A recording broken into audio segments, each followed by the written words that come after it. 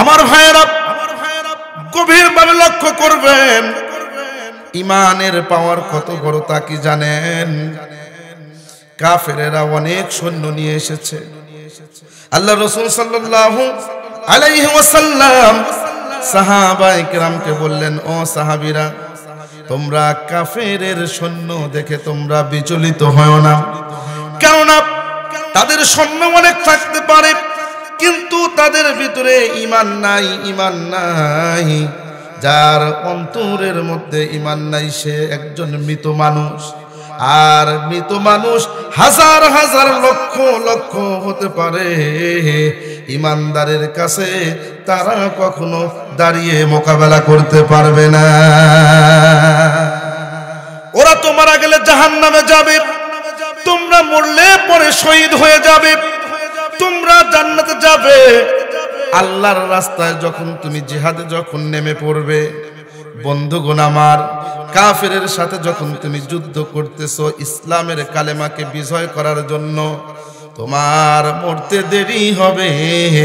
আল্লাহ পাকের পক্ষ থেকে শাহাদতের মর্যাদা আসতে 1 সেকেন্ডও দেরি হবে না। আমার ভাইয়েরা, আল্লাহ রাসূল সাল্লাল্লাহু আলাইহি ওয়াসাল্লাম সাহাবীদেরকে বললেন, ও সাহাবী, তোমরা একটু তাকবীর দাও। সাহাবায়ে কেরাম এমন ভাবে তাকবীর দিয়েছে, হাদিস শরীফ সাক্ষী দেয়, ঈমানের বলে বলিয়ান হয়ে এত জোরে তাকবীর দিয়েছে, মক্কার প্রতিটি পাহাড় প্রতিধ্বনিত হয়েছে, এত বিকট আওয়াজ হয়েছে। আল্লাহ পাক এই আওয়াজকে কাফেরের অন্তরে ভয় ঢুকিয়ে দিয়েছেন। কাফেরেরা আওয়াজ শোনা মাত্র সেই যুদ্ধের ময়দান থেকে পালাতে বাধ্য হয়েছে। জোরে কোন সুবহানাল্লাহ। আজকে মানুষের ঈমান পরিপূর্ণ না থাকার কারণে, ঈমানের জোর না থাকার কারণে তাম বিশ্বে মুসলমানরা নির্যাতিত। কথা বলেন ঠিক কিনা? আজকে মুসলমানের ঈমান পরিপূর্ণ না থাকার কারণে আমরা দেখেছি আফগানিস্তানে মুসলমান মার খেয়েছে। কথা বলেন ঠিক কিনা? ফিলিস্তিনে মুসলমান মার খাচ্ছে, বার্মার ভিতরে মুসলমান মার খেয়েছে, ইন্ডিয়াতে মুসলমান মার খেয়েছে, চীনের উইঘুরে মুসলমান মার খেয়েছে। এর একটা মাত্র কারণ, মুসলমানের ঈমানটা দুর্বল হয়ে গিয়েছে। মুসলমান যদি সাহাবায়ে কেরামের মতো নারায়ে তাকবীর বলে ধ্বনি দিয়ে যদি মাঠে নামতে পারত, আবু জেহেলের চেলারা, আবু জেহেলের গোষ্ঠী যেই রকম ভাবে হকের আওয়াজ শুনে বাতিল যেরকম দূরীভূত হয়েছে, তাম বিশ্বের ভিতরে মুসলমানের মাথা উঁচু হয়ে যাইত, বাতিলরা ধ্বংস হয়ে তারা পালাতে বাধ্য হতো। কথা বলুন ঠিক কিনা? আজকে মুসলমান দুইটা জিনিসকে ছেড়ে দিয়েছে। কয়টা জিনিস? জোরে বলুন কয়টা? একটা হলো জায়নামাজ, একটা কি? জায়নামাজ। আর একটা হলো তলোয়ার, আর একটা কি? তলোয়ার। জায়নামাজ এবং তলোয়ার যেদিন থেকে ছাড়ছে, মুসলমানের কপালে দুর্দশা নেমে এসেছে। কিভাবে বলবেন? আল্লাহ রাসূল সাল্লাল্লাহু আলাইহি ওয়াসাল্লাম, আমরা তো তার আদর্শই মানব। কথা বলেন ঠিক কি না? যার আদর্শ মানতে বলেছেন কে? আসতে বলবেন না কে? আল্লাহ পাক বলেছেন। আল্লাহ পবিত্র কোরআনে ইরশাদ করেছেন, লাকাদ কানা লাকুম ফি রাসূলিল্লাহি উসওয়াতুন হাসানাহ। রাসূলের আদর্শই হলো তোমাদের জীবনের শ্রেষ্ঠ উত্তম আদর্শ, অনুপম আদর্শ। তোমরা এই আদর্শ মেনে চলো। এই আদর্শ আমাদের মানতে হবে। রাসূলের আদর্শ ছিল, আল্লাহ রাসূল সাল্লাল্লাহু আলাইহি ওয়াসাল্লাম যেরকম ভাবে তরবারি নিয়ে জিহাদের ময়দানে গিয়েছেন, অনুরূপ ভাবে আবার রাত্রি বেলায় জায়নামাজ বিছিয়ে কেঁদেছেন কার কাছে? জোরে বলুন কার কাছে? দুইটা অস্ত্র, একটা জায়নামাজ, নামাজের মাধ্যমে দোয়া করে চোখের পানি ফেলিয়ে আল্লাহকে জয় করে খুশি করে জিহাদের ময়দানে যখন ঝাঁপিয়ে পড়েছে, 313 জন নিরস্ত্র সাহাবীকে আল্লাহ পাক 1000 কাফেরের বিপক্ষে বিজয় দান করেছে। মুসলমান সংখ্যা দেখে কখনো ভয় পায় না। আজকে ভারত আমাদেরকে চোখ রাঙানি দিচ্ছে, বাংলাদেশের মুসলমানকে চোখ রাঙানি দিচ্ছে, তোমরা ছোট দেশ, বেশি কথা বললে এদেশ দখল করে নেবে।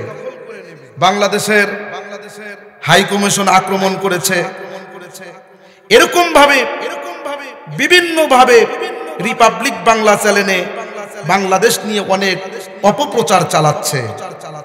মনে করেছে যে বাংলাদেশের মানুষ ছোট্ট একটা দেশ, দুর্বল মানুষ, এরা হয়তো আমাদের চোখ রাঙানি দিকে ভয় পাবে।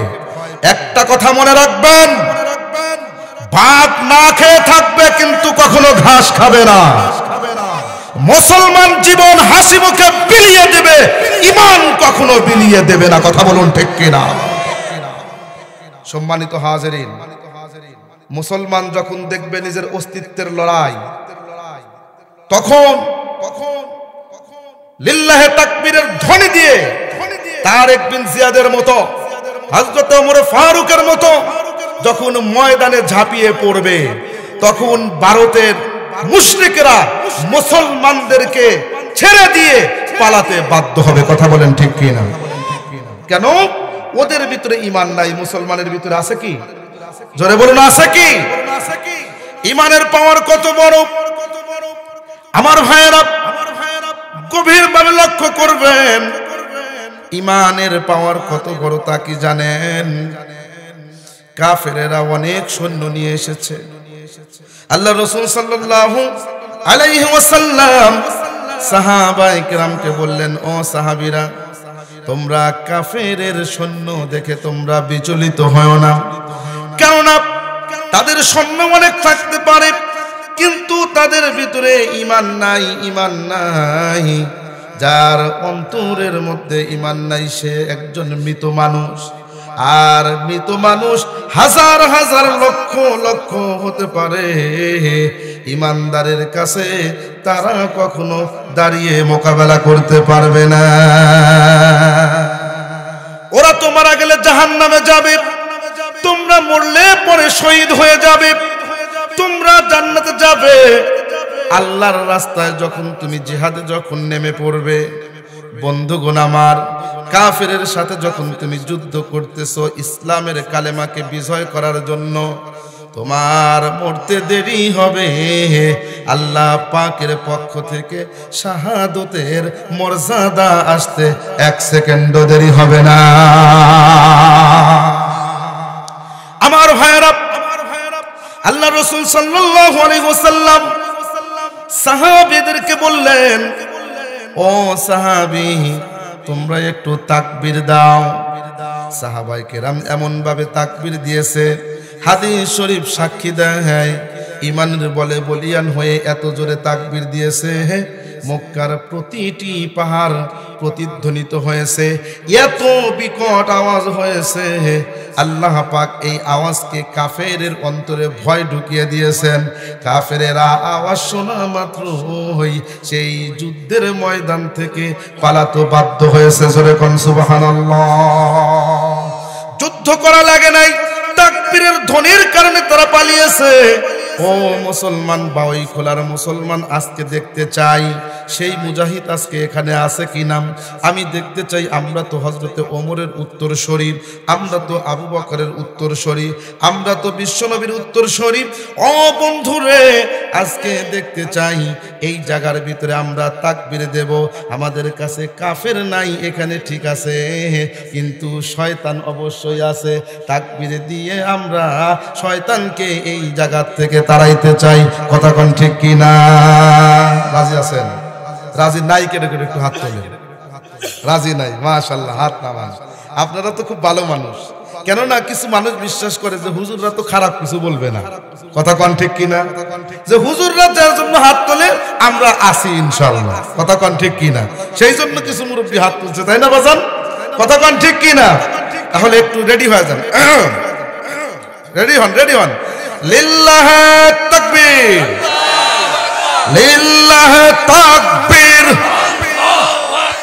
একটু হাত নাড়ান, একটু হাত তোলেন। লিল্লাহে তাকবীর। আল কোরআনের আলো, কোরআন সুন্নাহর আলো, আলেম ওলামা যেখানে, পীর মাশায়েখ যেখানে, কোরআন আছে যেখানে, বন্ড পীর যেখানে, লিল্লাহি তাকবীর। মাশাআল্লাহ, হাত নামান, নেকিও হলো, শয়তানও গেল, কোরআনের আলোচনাও শুরু হয়ে গেল। আল্লাহু আকবার, জোরে বলেন। সম্মানিত হাজিরিন, আমরা যেহেতু মুসলমান, আল্লাহ শুনবো আল কোরআন। আল্লাহ বলেন তোমাদেরকে বানাবো জান্নাতের ভিআইপি মেহমান। আসতে বললেন সুবহানাল্লাহ, আরেকটু জোরে কোন সুবহানাল্লাহ। আমরা মুসলমান জান্নাতে যাইতে চাই কি চাই না? জোরে বলুন, চাই কি চাই না? এই জান্নাত কি নগদ এখন পাচ্ছি? জোরে বলুন, পাচ্ছি। কেননা এটা সামনের জগতে। কোন জগতে? সামনের জগতে। জগৎ মোট 5টা। জগৎ কয়টা? জোরে বলুন, কয়টা? 5টা জগতের ভিতরে আমরা আছি মাঝামাঝি। কোথায় আছি? মাঝামাঝি। 3 নম্বরে আছি। কয় নম্বরে? 3 নম্বরে। তাহলে বোঝা গেল 2টা জগৎ আমরা অলরেডি পার করে এসেছি, আর 2টা জগৎ সামনে আছে, আর আমরা মাঝে একটা জগতে রয়েছি, 3 নম্বর জগৎ। তাহলে আমরা 1 নম্বর জগতের সন্ধানটা নেই।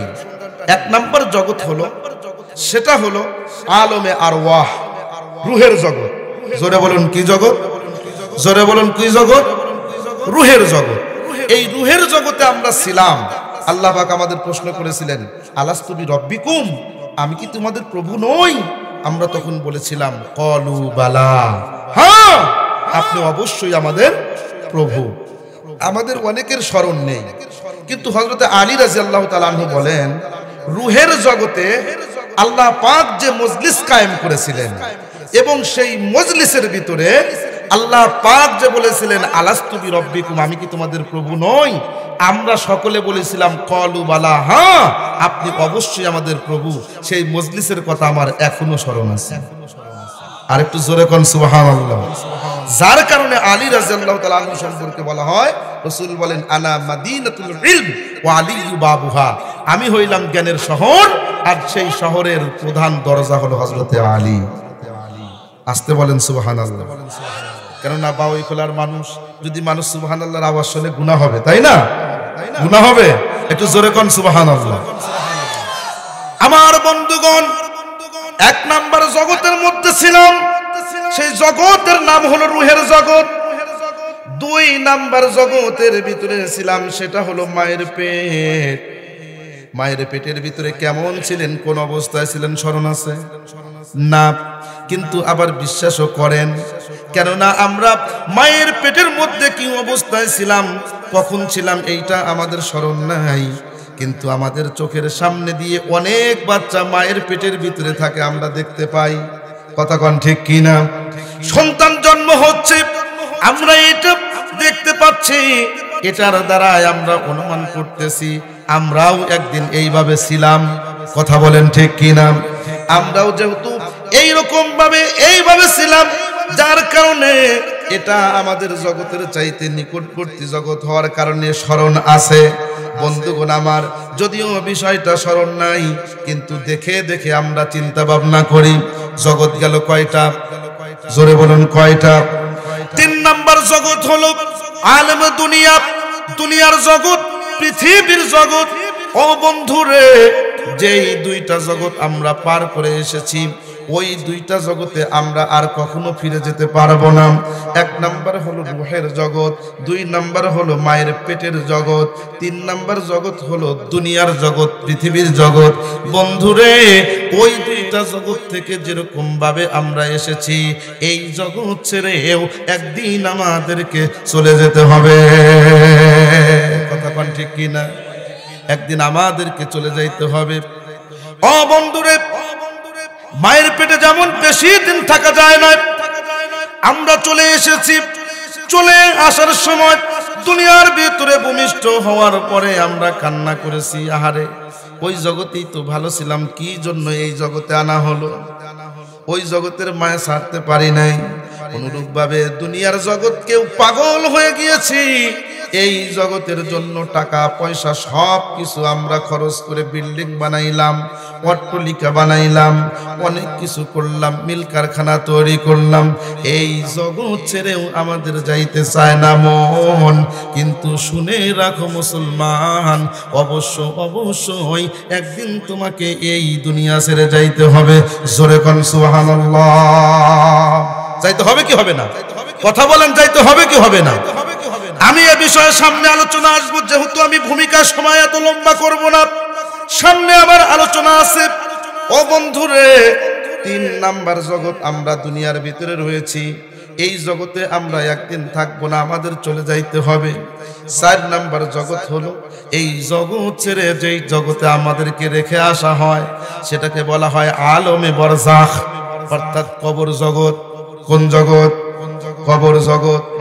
এই কবর জগতের ভিতরে আমাদেরকে রেখে আসা হবে বন্ধুরে, কিন্তু চিরকালের জন্য নয়, কিয়ামতের আগ পর্যন্ত। হযরতে ইসরাফিল আলাইহিস সালাম যখন প্রথম সিংহায় ফুঁক দিবেন, সমস্ত পৃথিবী সবকিছু ধ্বংস হয়ে যাবে। দ্বিতীয়বার যখন ফুঁক দিবেন, সমস্ত মানুষগুলো, সমস্ত মাখলুকগুলো কবর থেকে তারা উঠতে থাকবে। আমার ভাইয়েরা, গভীর মনোযোগ দিবেন, ভূমিকাতে সময় লম্বা করব না। ও বন্ধুরে, ভালো করে মনে রাখবেন, যখন আমরা উঠব ওই 5 নাম্বার জগৎটা তখন শুরু হয়ে যাবে।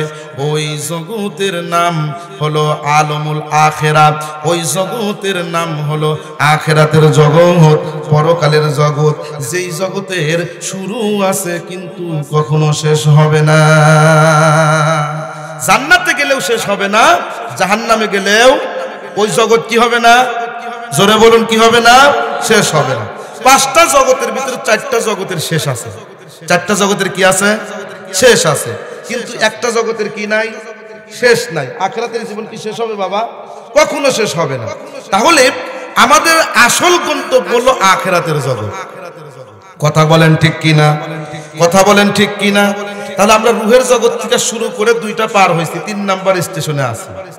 সামনে 4 নাম্বার, তারপর আসবো কি 5 নাম্বার জগতে। ওইটা হলো আমাদের মেন গন্তব্য। ওই মেন গন্তব্যস্থল বাদ দিয়ে আমরা যারা দুনিয়া নিয়ে মত্ত রয়েছি, একদিন যখন খালি হাতে এই দুনিয়া ছেড়ে চলে যাইতে হবে, ওই বন্ধুরা তখন বুঝতে পারবেন দুনিয়ার জগৎ একদম ধোকার জগৎ ছিল, একদম চূড়ান্ত পর্যায়ের বোকামি করেছি। এই দুনিয়ার জগৎ থেকে যারা আমল করে নিয়ে যাবে তারাই হলো সবচাইতে বেশি চালাক ব্যক্তি। কথা বলেন ঠিক কিনা? খারাপ লাগতেছে? আলোচনা যদি আমি আর কিছুক্ষণ করি চলবে? চলবে? শুনবেন না কারা কারা? একটু হাত তোলেন।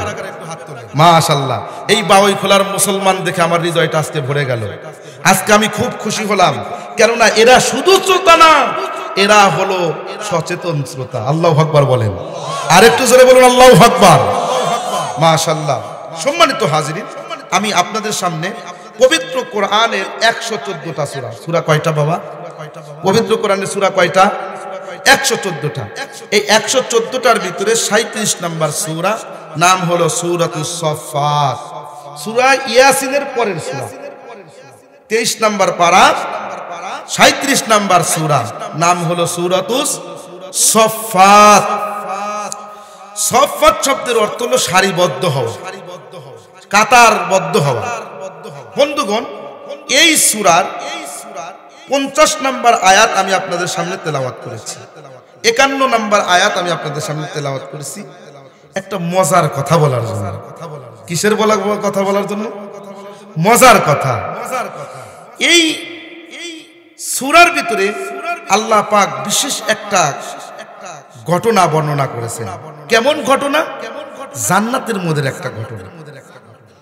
কিভাবে দেখেন, অত্যন্ত মজার কথা হলো যে আমরা দুনিয়ার ভিতরে আছি, পাশে আমার চাচা আছে, মুরব্বী আছে, এ মুরব্বী আছে, আমার বন্ধু বান্ধব যারা আছে, আমরা তাদের সাথে কথা বলতে পারি কিনা?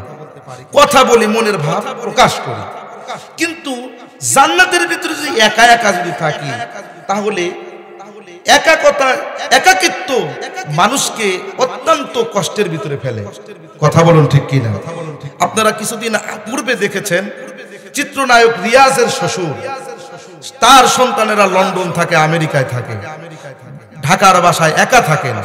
যার কারণে একাকিত্ব সহ্য করতে না পেরে নিজের লাইসেন্স করা পিস্তল মাথায় ঠেকিয়ে গুলি করে দিল, নিজে আত্মহত্যা করে দুনিয়া ছেড়ে বিদায় নিয়ে চলে গেল। আল্লাহর বান্দার টাকা পয়সার কোনো কিছু অভাব ছিল না, অভাব ছিল কথা বলার একটা মানুষ। কথা কোন ঠিক কি না?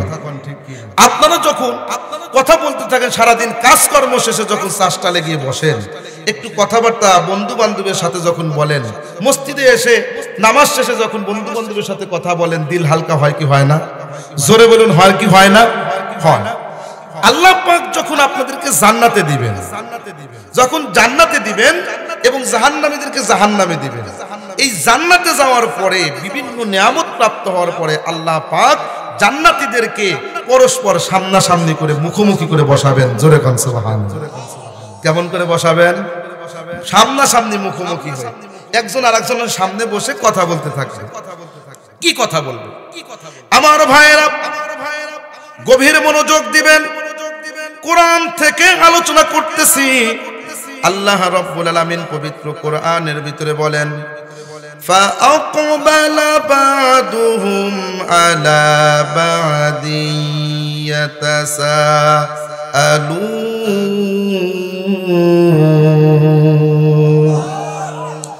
আল্লাহ রাব্বুল আলামিন বলেন, জান্নাতের ভিতরে দেওয়ার পরে জান্নাতীদেরকে আমি আল্লাহ রাব্বুল আলামিন তাদেরকে মুখোমুখি করে সামনাসামনি করে বসায় দেব। তোমরা কথা বলতে থাকো। জান্নাতীরা বসে বসে কথা বলতে থাকবে, একজন আরেকজনের মনের দুঃখ বলতে থাকবে। দুনিয়ার ভিতরে কি হয়েছে, কার কোন বন্ধু কি অবস্থায় ছিল, কে কোথায় আছে, এই সম্পর্কে তারা কথা বলতে থাকবে। আল্লাহ রাব্বুল আলামিন সেই কথাটাই সূরা সফফাতের ভিতরে বলেছেন। কি কথা বলবে? তাদের ভিতরে একজন, ওই ব্যক্তি জান্নাতের ভিতরে আরো যারা আছে তাদের সাথে কথা বলবেন, তিনি তাদেরকে প্রশ্ন করবেন, তাদেরকে বলবেন, ক্বালা কাইলুম মিনহুম ইন্নী কানা লি করিন। একজন তাদের ভিতর থেকে বলবেন, ভাইরা আমার, আপনাকে একটা কথা বলতে চাই। দুনিয়ার মধ্যে যখন ছিলাম, দুনিয়ার মধ্যে আমার একটা বন্ধু ছিল, একজন সঙ্গী ছিল। দুনিয়ার ভিতরে আমরা একসাথে চলাফেরা করতাম। জোরে কোন সুবহানাল্লাহ। একসাথে দুনিয়ার ভিতরে ব্যবসা করতাম। আমার একজন বন্ধু ছিল, এই বন্ধু দুনিয়ার ভিতরে আমরা বসবাস করতাম, কিন্তু মানুষের মন কিন্তু সকলের এক না। কথা কোন ঠিক কি না? হাতের আঙ্গুল দেখবেন, এটাও আঙ্গুল এটাও আঙ্গুল, কিন্তু কম বেশি আছে না নাই? জোরে বলুন, আছে না নাই? কম বেশি আছে। আপনার সাথেই বসবাস করে একজন পাকা ইমানদার, আর একজন হলো তার ইমানটা অত্যন্ত দুর্বল। এমন মানুষ এলাকায় আছে না নাই? বন্ধুগণ আমার, আপনাদের সামনে বলতে চাই, এই জান্নাতের ভিতরে এই লোকটা তখন জান্নাতীদেরকে ডেকে ডেকে বলবেন, জান্নাতের ভিতরে তাদেরকে ডেকে ডেকে বলবেন, দুনিয়ার মধ্যে আমার একটা বন্ধু ছিল, আমার একটা সাথী ছিল, ব্যবসায়ী বন্ধু ছিল। ওই বন্ধুটা দুনিয়ার মধ্যে একসাথে আমরা চলাফেরা করেছি, কিন্তু পার্থক্য হলো আমি যেটা বিশ্বাস করতাম আমার বন্ধু সেটা বিশ্বাস করতেন না। কি বিশ্বাস করতেন না? আল্লাহ পাক কোরআনে বলেছেন, ইয়াকুলু আইন্নাকা লামিনাল মুসাদ্দিকিন। তিনি বলতেন, তুমি কি সত্যবাদীদের অন্তর্ভুক্ত নাকি? তুমি কি সত্যবাদী নাকি? কিসের সত্যবাদী? এই আয়াত যদি বুঝতে চান তাহলে আমাকে একটা ঘটনার দিকে যাইতে হবে, যেটা তাফসীরের কিতাবের ভিতরে এসেছে, তাফসীরে ইবনে কাসিরের ভিতরে এসেছে, তাফসীরে রুহুল মানির ভিতরে এসেছে, তাফসীরে দুররে মানসুরের ভিতরে এসেছে। বন্ধুগণ আমার, বিষয়টা বোঝানোর জন্য আমি বলি, আল্লাহর রাসূল সাল্লাল্লাহু আলাইহি ওয়াসাল্লাম বলেন, কোরআন নাজিল হয়েছে ওই দুইজন ব্যক্তির প্রেক্ষাপটকে, ঘটনাকে কেন্দ্র করে। কিভাবে সেটা বলে? দুইজন ব্যক্তি দুনিয়ার ভিতরে বন্ধু ছিল, তারা দুইজন দুনিয়ার ভিতরে ব্যবসা বাণিজ্য করত, একই সাথে তাদের ব্যবসা ছিল। এই দুইজন কোনো একটা কারণে তারা চিন্তা করলো আমরা একটু পৃথক হয়ে যাই। পার্টনারশিপে তো দীর্ঘদিন ব্যবসা করলাম, এখন আমরা আলাদা হয়ে যাই, আর কতকাল একসাথে ব্যবসা করব? যার কারণে দুইজন বললেন আমাদের যে মূলধন আছে এটা ভাগ করে দাও। কিতাবের ভিতরে লিখেছে ওই দুইজন মিলে তাদের টাকা ছিল ৮,০০০ দিনার। কয় হাজার দিনার? জোরে কোন কয় হাজার দিনার? ৮,০০০ দিনার তাদের মূলধন ছিল। দুই বন্ধু যখন ভাগ করে নিল, আপনারাই বলুন তো দুই